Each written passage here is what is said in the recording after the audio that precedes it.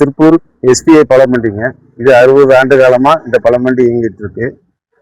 இப்போ ஒரு 30 ஆண்டு காலமா என்னுடைய மேற்பார்வையில் இயங்கிட்டு இருக்கு.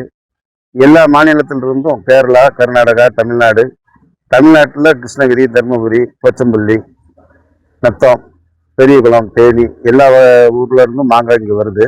ஆனால் இந்த வருடம் மாம்பழம் ஒரு மாதமா வந்துட்டு இருக்கு. ஆனால் இப்போ விலையும் சரிவா இருக்கு. ஆனால் விற்பனை அதிகமாக இல்லாததுனால உற்பத்தியாளர்களும் பாதிக்கிறாங்க, எங்களை மாதிரி மொத்த வியாபாரியும் பாதிக்கிறாங்க, வாங்கிட்டு போற சில்லறை வியாபாரியும் பாதிக்கிறாங்க.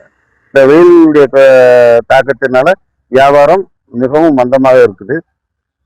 எல்லா பொருளுமே எல்லா ரகமும் இப்போ திருப்பூருக்கு வருது. இமாம் பசந்து, மல்லிகா, பங்கனப்பள்ளி, செந்தூரம், அல்போன்ஸ், அதே மாதிரி குஜராத் மாங்காய், கேசர், எல்லா மாங்காயும் வருது. ஆனால் விலையும் மலிவாக இருக்கு. ஆனால் விற்பனை ரொம்பவும் மந்தமாக இருக்கு. அதனால மொத்த வியாபாரியும் உற்பத்தியாளர்களும் சில்லறை வியாபாரிகளும் எல்லாரும் பாதிப்புக்குள்ளாகிறார்கள்.